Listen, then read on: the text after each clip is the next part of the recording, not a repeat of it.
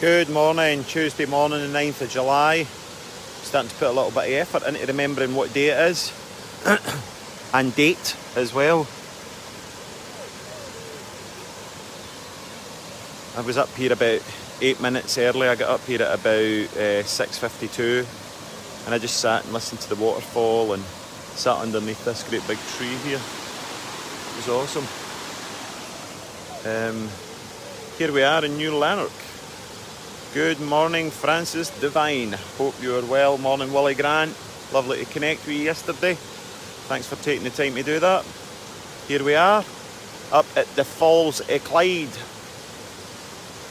Up at Bonington. Right, let's get rolling. There's my wee man. There's my wee guy. Right. Good morning. So, wellness, well-being, wholeness. Loads of stuff beginning with W. Morning, Sandy. Hope you're well. So, well-being. You ask people, what does well-being mean? What does well-being mean to you? Good morning, Narelle. Hope you're well. So, what does well-being mean to you? What does wellness mean to you? What does wholeness mean to you? Okay, morning, Sandy. So, well-being, wellness is certainly not the opposite of illness. How many of us have a degree of wellness, well-being and wholeness in our life? Or are we completely disconnected from our environment, disconnected from ourselves and disconnected from our family? And this cardboard cutout that we've developed in order to navigate our environment, where it's very difficult for any feelings of wellness and well-being and wholeness to stick to. So, for me, and again, for me, I'm not speaking from an ivory tower. This is my limited understanding on what wellness, well-being, and why I've said wholeness, because I do believe that when you're living and functioning from a more perspective of well-being or a construct of well-being, what has to naturally come across with that is the opposite of isolation. It's wholeness. So what does isolation have to do with well-being? You know, studies have shown us that social isolation is worse for our health than smoking 20 cigarettes a day. Yet, look at the measures that we've put in to help society not smoke. We've got packets of cigarettes, I believe, that don't even have brands on it. They're not marketed any longer. They've got great big writing: smoking kills, causes cancer, causes heart disease. And what are we doing for social isolation? Just as I was walking towards here, I was thinking about this. We've got so many people that are homeless, isolated, even people that aren't homeless, even people that may have been long-term unemployed. They've got their name down in the council list for a house. This is what I was thinking about as I was walking up there. You've got these people that are waiting for a list on a house. They've been long-term unemployed. They may be on antidepressants. So if they're on antidepressants, let's just imagine that there is a chance, maybe small, maybe great, that they are feeling socially isolated. I'm just curious, does the local council ask any specific range-related questions around about uncovering if there's any degree of social isolation there? Now, has this person had a tenancy before? Has this tenancy been upheld? Have they managed to look after their own home? Etc, etc, etc. And let's just say there was some target-specific questions that were asked to these individuals that were on a tenancy looking for a house. And let's just say there was a biomarker, an indication that perhaps there were degrees of social isolation there. I am wondering why our local authority and local councils, right, that may be limited in one-bedroom flats, that may have a more abundance of 2 or 3, are not creating an HMO regulated sort of house where they're putting people into shared accommodation, shared living, right? Where they're almost creating a peer-led recovery that would assist in the feelings of social isolation. And then if we deal with the social isolation and feelings of isolation, then we're automatically managing and dealing to a degree, a small degree, with the individual's well-being. That was just what I was thinking on the way up here this morning, as I was walking towards doing this wee vlog on well-being. Now, well-being is absolutely getting splattered, isn't it? Well-being, you know, take care of your well-being, exercise increases your well-being, okay? And yes, eating better does increase your well-being, right? Social connections do affect your well-being, right? But if you have got a trauma which has been encoded at a deep level in your amygdala because of the neglect, abuse, childhood abuse, childhood trauma, alienation. Alienation's a fantastic word when we're talking about well-being, I think, because alienation is very dominant in our society, and when we lack purpose and we lack purpose and lack focus. I keep saying lark now, that's me encoded that. So, okay, those of you listening, lack, if I say lark, I mean lack. When we lack purpose and we lack camaraderie, we lack a shared goal and shared intention, then we automatically feel very alienated. And, you know, looking at the studies of people that go, well, we'll look at stress. We look at stress within the unemployed. Stress within, well, what have I got to be stressed about? I've not got to commute, I've not got to go to work. But there's a stress that's created through isolation, which I was saying about social isolation, that's more damaging, right, than cigarette smoking, right? And what happens to the individual, what happens to the individual brain when they are socially isolated? What happens to the individual brain when they're socially isolated is they get to a point that their whole reason changes. Their whole reason on their understanding of their environment changes. And when they get into social circumstances, social settings with people, they don't hear words. They don't read the emotion effectively. What they hear is noise. Okay, so you may be aware of conditions such as autism and Asperger's, where these people that are debilitated by this illness, they might find certain noises excruciatingly, like they feel it, they feel the noise in their body as being painful. Now, somebody that's been long-term unemployed, socially isolated, right, completely disconnected, right, they've lost the connection to themselves and something greater or bigger than themselves. When you put them into, right, okay, these people are socially isolated, let's all just bring them into a coffee morning, right, at the church or in the hall, right, and we'll just put them all there. They're all sitting there frozen. They go into the three paralysing parts of the limbic system's response is fight, flight or freeze, right? Which one's worse? I'm no scientist, but I would probably say the freeze response is worse. Or let's just, for argument's sake, say they're all the same, right? My opinion is that freeze is probably the worst of them all. Okay, so these people, you've got all these people that are socially isolated, you cart them in a bus, because these do-gooders have got this little group on the way, and let's get them all together and let's get them all mixing. They're sitting in there and people are chatting, and what certain individuals in that room are feeling is not experiencing connection, but a further disconnection, because the words and the energy of the room is not permeating their brain effectively, and the body actually experiences that as pain and debilitating pain. So when we're creating programs in order for people to reconnect in social circles, we have to be very, very mindful of how we introduce that. It's not just let's bang them all in a bus and take them all to a coffee morning, right? Because what happens in the brain, and I've noticed, started to judge myself there. God, look at this. See how distracted I get? Look at that. It's stunning. How green all this is up round here. What's all this got to do with wellness? Well, let's start upstream, right? Let's not wait until you've got an issue of the opposite of wellness.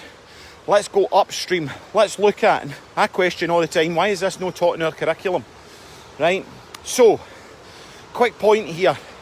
The majority of the work I do is around addiction.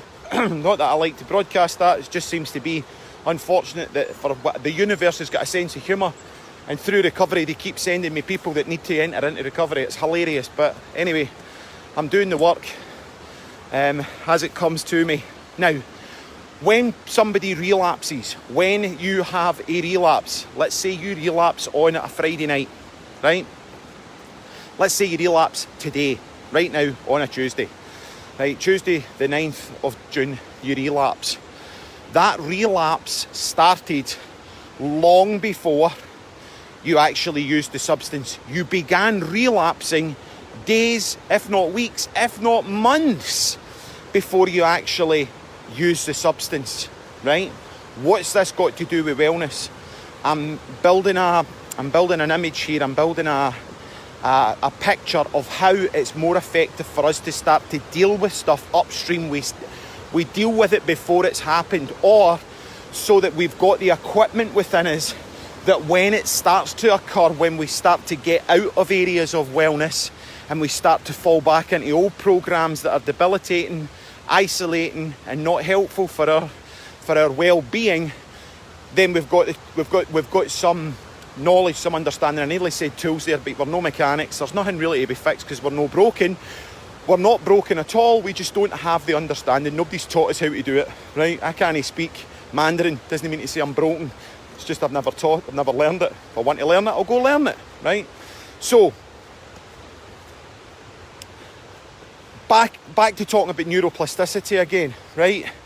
Neuroplasticity, let's just say it as it is. Neuro, brain, plastic, plasticity, plastic brain, right? We've got a plastic brain that will mould. The more that you use it, the more that it will grow. That's fact. Look at the studies on taxi drivers in London. It's very famous. Lots of people know about that. Taxi drivers in London have to memorise something like 25,000 streets as part of their exam in order to be and get their licence for a black cab hack in London. And they have a different brain than you and I have got, right? So whatever you're using your brain for will grow in plasticity within that particular area. Great. So for a taxi driver, that's a very positive thing because he's learned 25,000 streets. Somebody that can speak 3 or 4 different languages and play 3 or 4 different instruments has different regions of the brain than I've got because I can't do that, right? Struggling here to find out what I use my brain for. Thinking, probably too much, right? So, neuroplasticity, that's looking at the positive side of neuroplasticity. But let's look at the dark side of neuroplasticity, right? Because if you are depressed, isolated, lonely, fearful, frightened, your brain will change the area through neuroplasticity to be depressed. So let's just say, and this isn't just a regular little bout of grief. You lose somebody you love, or you change jobs, or you change towns. It takes a wee bit for you to get used to it, right? You feel a wee bit in low mood. That's somewhat different because if we've got resilience and we've got connections and we've got well-being, we can bounce back from that. The majority of people can bounce back from that. But there's a lot of people that aren't able to do that. Not because they're broken, but because they don't have the skills. So what I'm attempting to do through this wee vlog this morning is start for us to look at the issue upstream. Okay? Right? Let's deal with it before it's happened. So, if you get into depression, chronic stress, your brain region starts to change, your hippocampus starts to change, it starts to shrink. Okay, it starts to shrimp. It starts to shrink, and that's because you're emitting more chemicals, because we're a biochemical organism that inhabits an electrochemical organism that inhabits a biochemical bodysuit, right? So we're electrochemical beings, and we inhabit this biochemical bodysuit, and then we inhabit this electromagnetic field. So this biochemical response in the brain to how we're perceiving our environment, be that isolated, lonely, stressful, depressed, right?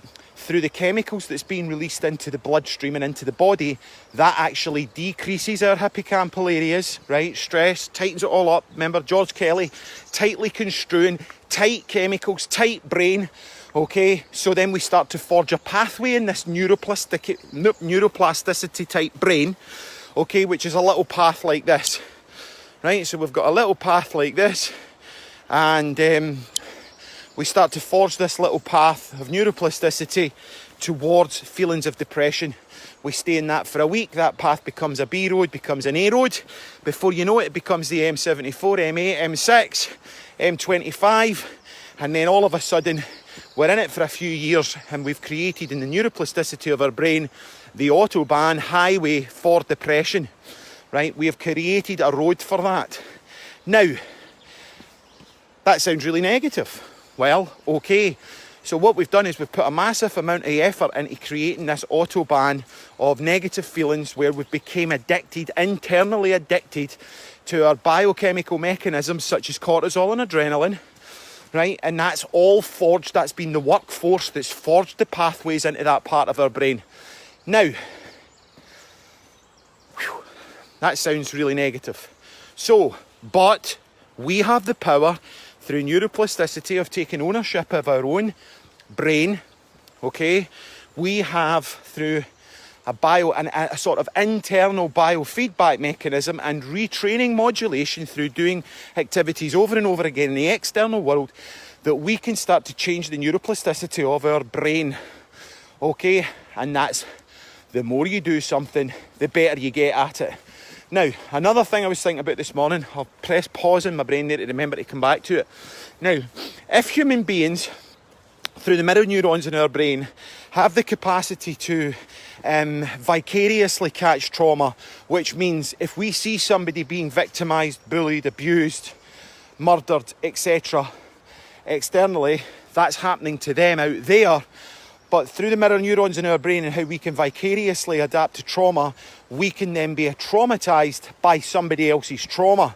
Likewise, I was speaking about kindness and gratitude and acts of kindness, and how if we see somebody, we see like a young boy that we have a prejudice against, just out of nowhere helping an old woman across the road and, doing that with loving kindness, we get to revel in that. We get to the feel-good factors of that. So when I set out on my walk this morning, about 5 to 6, and I'm wandering down past a local park, I see two guys exercising in the park, kettlebells, lunges, stretches, right? And it just looked absolutely fantastic. And I felt fitter, right? I'm walking along and I'm looking at them and I'm like, that man, right? I'm on the other side of the river, there in the park. I say, good morning, chaps. Good morning. We get a wee natter as we walk past one another. But I felt really good, or noticed how I felt really good, how my chemicals inside my body changed as I was vicariously looking on to youthfulness, the essence of their 20s, I would guess they probably are. They've got an enthusiasm, a passion for exercise, a passion for life. And as I saw that, and as I'm walking, giving you an insight into my brain, right? This is the sort of stuff I think about in the morning. I was like, that. Imagine we could go and get like this great big gazebo, this massive gazebo, right? Huge gazebo, right? And then I'm like, right, where could I put it? Right, where do loads of folk walk? Right, Lanark Loch. Would they let me go to Lanark Loch and put a gazebo up? Right, and then let people kettlebell exercise at 2 metres apart and feeling really good. In fact, let's get them doing yoga in there. In fact, let's get them doing Pilates. Right, let's get them doing loads of groovy stuff. And let's get the data to see when Lanark Loch's at its busiest with walkers. And we'll get everybody, all the classes, to relate to the time when it's busiest for all the other walkers. And then I started thinking, I'm wondering what impact would that have on the potential of the individuals that are witnessing that enthusiasm. And I thought, wow, I think that would have a really positive impact. Right, so that's what I started thinking about at 6:10 this morning. Right, let's go back to neuroplasticity of the brain and retraining the brain to be more effective. Now, what fires together in the neuroplasticity of the brain and how we can create new neurons, right, through the synaptic charge of electricity of creating new patterns of behaviour, right? So, upstream, dealing with this upstream, what we would be looking at doing is, are you, okay, Get a very strong felt sense of, I use this example all the time. In fact, I used it last night with a client, right? Do you like dogs? Right? If you do, good. If you don't, press pause, switch off, disappear, come back online, right? Imagine a little puppy. Imagine you've got a little puppy in your arms with its little puppy breath and those tiny wee teeth that nibble on you, right? And that wee pink tummy, right? Imagine you're holding this tiny little puppy with his little puppy breath and it's just want to lick your little face and all the rest of it, right? Okay, so you've imagined this puppy, you've got this feeling inside you, right? What does that feel like to you? Okay, right? Next, imagine this Amazonian kind of river where there's native people dressed in loincloths down by the river cleaning their clothes, right? And imagine that the little kids are playing about at the side of the river, and imagine an alligator snaps its jaws, rips the torso off of one of the children and yanks it into the river, and the whole tribe are screaming and dancing around and being very, very, very dramatic around about this horrible incident that's just occurred, right? Okay, how did that make you feel? Okay, bake your noodle a wee bit here, but there was no puppy. What you were listening to was a story. As I was telling you that story, that was igniting different regions in your brain and creating different memories, which indeed was then creating different chemicals that were going through your body. How did those chemicals make you feel? Did they make you feel good? Did they make you feel warm? Did they make you feel fuzzy? Cool. Now, let's go back to the horrible one, the nasty one with the alligator. How did that make you feel? Was that tight? Was that a tight construct? Did that make you start to tightly construe how the feelings that were pumping through your system were actually more detrimental, which was shrinking your hippocampus, creating cortisol, adrenaline and noradrenaline, right? Whereas the puppy created oxytocin, right? Oxytocin makes your hippocampus get bigger, right? Great, makes you have lots of good feelings. Okay, now you get that when you start to create connections. We've got to start making connections to ourselves and something greater than or bigger than ourselves. So perhaps something spiritual, right? Higher power we talk about in the fellowship. Some people call it God. I was thinking about that this morning as well before I was going to talk about this. What is more important than me on a day-to-day basis? Ralph, my dog. My dog is more important to me than me. Right, so last night I went round and I bought a chicken, one of those cooked chickens from Morrison's, and I cut off the breasts. Ralph got the rest of the chicken, right? I had less chicken than Ralph, and I made sure and I chopped it all up into lovely wee bits, and whereas I took the breasts, chopped them off, splatted them in a plate, chopped up some vegetables, threw them on the plate, whereas Ralph, it was as if I was serving a king. Okay, because he is a king to me. He gets me out, he gives me so much love, he shows me unconditional love, right? How could anybody ever hurt an innocent animal like that? How could anybody ever lose their temper with something as just gorgeous as that, right? So Ralph is something bigger than me. It gives me something to focus on that's not me, my woes, my worries, my mosquito bite that's on my arm that's constantly itching, okay, because I have got a constant itch. And that constant itch has been created over 47 years, which is basically trauma, teachers, relationship failures, etc, etc, etc. That stuff's all there. If I focus on that stuff, okay, which I can do from time to time, right, or I felt very disconnected in times in my life, right, so that mosquito bite, my internal mindset could focus very easily towards the pain of that mosquito bite, right? But through repetition, through resilience, through good quality friendships of equality where there's trust, nobody in the people that I know I have ever heard talking about anybody else within the group or indeed external groups. I therefore follow suit because you become like the people that you hang around with. And as it says in the book of Proverbs, if you walk with the wise, become wise. If you walk with the foolish, beware, right? So that passage is very much part of the group of friends that I now have in my life, not the ones that I have had previously. So there is trust there, there is faith there is an openness there that allows vulnerability, it allows courage, and it allows creativity. Okay, so neuroplasticity can work both Darth Vader and Luke Skywalker. Getting the right help, okay, which I'm not going to say is cognitive behavioural therapy or NLP, right? Because what actually happens with these core wounds at an amygdala-based level is the trauma is encoded to the amygdala, probably pre-consciously. So cognitive behavioural therapy is not going to work, and you could reframe the life out it, right? With NLP. And what you're then really doing is just reframing constructs rather than reframing the encoding that's attached to the amygdala, right? So what then happens is that trauma then gets encoded to the amygdala and becomes what psychologists would call a core wound, right?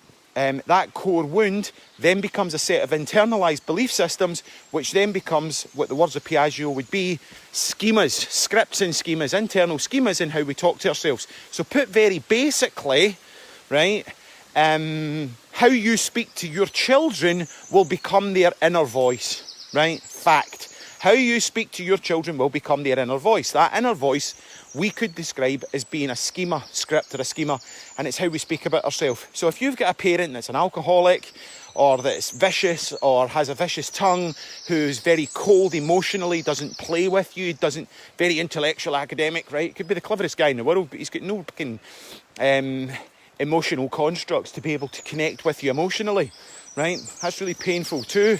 So we've got this stuff, we then internalise those scripts and schemas at a deep level, and our job is to start through, schema-focused therapy, somatic trauma, somatic release therapy, the work of William Reich, Freud and Jung's. I did a year studying William Reich. Wonderful guy. Back in 1885, this guy split from Freud and Jung. Not because they were doing too much Charlie, but because I don't think Jung was doing as much Charlie. I think he was more a kind of psychedelic kind of guy. William Reich broke away, and he started to look at how trauma was encoded into the cells and into the body, and he would use movement and body movement as a way of releasing trauma. Now, releasing trauma doesn't have to come that you sit and you go and see a DBT or a schema-focused therapist, or you start to look at somatic body movements, 5-rhythm dance, yoga, anything that gets you into your body and starts to move through your body is phenomenal, right? My thing of choice is walking. Love walking my dog, and that's my favourite. I do yoga too, and by far I love being out in nature and I love walking, right? It's a great thing to do. And it's not just like walking. There's a bit of difference between walking a mile around Lanark Loch and there is going and doing 13 mile hikes, or what we're focusing on doing pretty soon is, as I said, open my big mouth, we're doing 96 mile and 33 mile a day. 33 mile a day over 3 days, right? So that's what you would call pretty tough going walking. But I'm walking it out my body. I have an intention in my mind. I set off with something that I'm wanting to work on, right? I hold that intention in my heart. Don't tell anybody else about it, although I've just told you, but you don't know when I'm going, right? And I hold that intention in my heart, that I've got this feeling that I'm not fully aware of what it was, but I have this sense that I have a feeling of neglect or being neglected, and neglecting myself. I can neglect myself quite a lot, so that's true. I feel that feeling of neglect. I hold that intention in my body, and I just ask my body to process it when I'm going on a long walk. And then as you're walking, it's almost very shamanic, it's very trance-like, it's very hypnotic when you're walking really long distances, especially with poles, and you hear that click, click, click, click, right, as you're walking along. Right, you very quickly go into trance, and then you become the observer, and you get to just see your body. You get to see what's coming through your body. For me, that works really well. For you need to find your own shit, man. You need to find out what works for you. You need to find your own bag. You need to get your own flavour, get your own identity through what's going to work for you to move towards wellness, which will then move you towards wholeness. Now, I'm very aware that I never spoke very much about wellness there, but these tips that I think are helpful, that I would encourage you to look at, what I'm suggesting here is, let's catch it upstream. Let's catch it upstream before it happens. Let's look at getting this in the curriculum for our kids so that then they can start to know, well, wait a minute here. I'm starting to groove into a neuroplastic side of my brain that's got a river that makes me feel as if there's alligators in it. How do I get onto the river where there's puppies and I'm fully oxytocin and I'm giving and I'm in service and I'm feeling really infused. Things are really good and I give a lot of effort, passion and motivation. I've got purpose and I've got feelings of connection. Right, rather than isolation. Oh no, right? Okay, choices. How do you get into that? You start to become aware of it first, because I don't believe that we'll ever heal the deepest fractures in our mind. We will never deal with the deepest traumas in our mind. Why? Because they're encoded at a very deep level in our amygdala. What we can start to do is we can start to become aware of them. It's the awareness that will release us from the compulsion, the pathology, the addiction, or whatever you want to do with it. That awareness done with the correct psychosensory or somatic models, or even CBT at that point, if you've got the level of awareness that there's something locked in there, and you can start to reframe new narratives and create new schemas that's going to be more effective for your well-being, that's going to create you into a more of a place of wholeness, connectedness, and a place where you can give, then we're doing our work, right? We're battering through this alphabet for mental health. We've all suffered from mental health at some point or another, but we're all too pig-headed to admit it. We're not talking about it. We've got kids, we've got waiting list in CAMS. Don't listen to me. Go and look at the waiting list to get a kid into CAMS right now. Right? Look at the amount of under 13-year-olds, under 11-year-olds actually, that are suffering from anxiety and mental health issues. Right? We live in a first world country with serious mental health problem, guys. Friends, I encourage you to do something about it, and it starts with talking about your experience. We're not here to fix anybody. We're not here to bang the message. We're not here to take the addict to the meeting. We're here to take the meeting to the addict. Right? We're here to take the message. We're here to take our understanding and what we can offer. Now, before we can do any of that stuff, we need to father and mother ourselves. We need to reparent ourselves. We need to go back to those places, and we start to have to give what we never got to ourselves. Once we can do that, we can give to many, right? So, I hope that's been helpful. I really do. It's been an absolute pleasure talking with you this morning about wellness, and I'm getting through the alphabet, X, Y and Z. We're nearly done. Don't know what's next. Don't have a clue what I'm going to do next. I absolutely don't. I've really enjoyed doing this. I've really enjoyed the feedback. Some of it came really positive. I was thinking about a negative one today. You must go on a really long walk. That must be a really hard walk because you do some amount of panting. Okay, cool. Now, my wee automatic head goes to that speech by Rosenberg. Do you take the slagging off of the person that's in the crowd, or do you only listen to the folk that's in the arena? That they're committing to get up at 5:30 every morning, they're committing to walk 8 mile wild water swim, get out and be in and be online and ready to start work at 9 o'clock every morning. If you are, great, you're a whole lot fitter than I am. If you're no, keep your opinions to yourself, right? Because that stuff doesn't affect me so much now as it used to. But how we take on board is through a level of resilience, right? I really appreciate what people have suggested that would work better. I'm attempting to hone this skill of talking to a camera a little bit better, because if you remember, before I started this back in April as a challenge. I would never have done this. Never have done this. Now, it's not been an easy journey, but is it increasing my well-being? Is it creating more connections in my life? And you know what? I had a conversation yesterday. I'm not going to give you her whole name, but her name's Anne.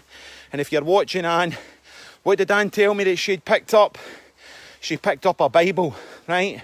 Magic. Now, I'm not here trying to sell religion, but using a book like that to start to assist you in life's questions and answers, and let go of all those negative scripts and schemas that you've had about religion and how it was banged down your throat and how you had to be. The work of scripture, science is just starting to catch up with it, right? Science and what's that dude's name? That Joe Dispenza, Joe Dispenza, right? Look, this new age flame that everybody's banging on about, right? go and listen to what he talks about and then go and reference it with something that's in the Bible. It was all there, right? So do you want to talk to some blue flame project runner, right, that's all Joe Dispensered up, right? And that's, well, it was Deepak Chopra 6 years ago. It'll always be somebody else. It'll always be some guru. How? Because none of them have got what it takes to actually fill the boots of Jesus Christ. A man that was on his mission, that was speaking his truth, that wasn't religious. He was not a religious man. He spoke to the people, for the people, at their level, right? He was a good guy. And he came up with all this stuff. He was the world's first quantum physicist. Jesus was a quantum physicist. So bypass your Joe Dispensers, because see in 3 years, Joe Dispenser will know about it. It'll be somebody different, right? It'll be a different flavour of the month. Consistency. When you're dealing with this stuff and you want to have an effective life in this world. Yeah, somebody said to me, and it worked for me, stop looking at your reiki, pakey, schmakey astrology, NLP, this, that, and the next thing. Focus on one thing and give it consistency, right? Now, yeah, I still stick my toe in. I still have a wee taste at the cookies of what's on offer out there.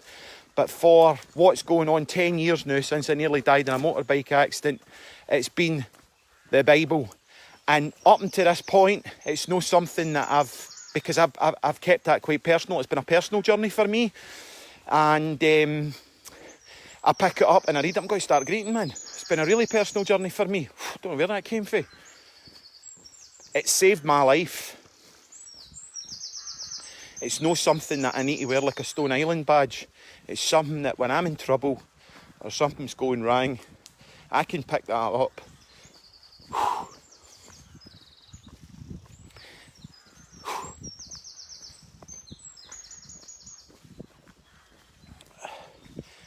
And I will find serenity in that. So, on that merry note, wellness, health, wealth and job. All very well having all that stuff, but see if you've not got any connection, connecting to something greater than you, connecting to yourself before you can connect with others, it's a difficult job. I've really enjoyed talking with you. Don't know how X, Y and Z is going to go yet. Let's see. I hope you have a fantastic day. Sending you loads of blessings for New Lanark. And, lots of love. God bless.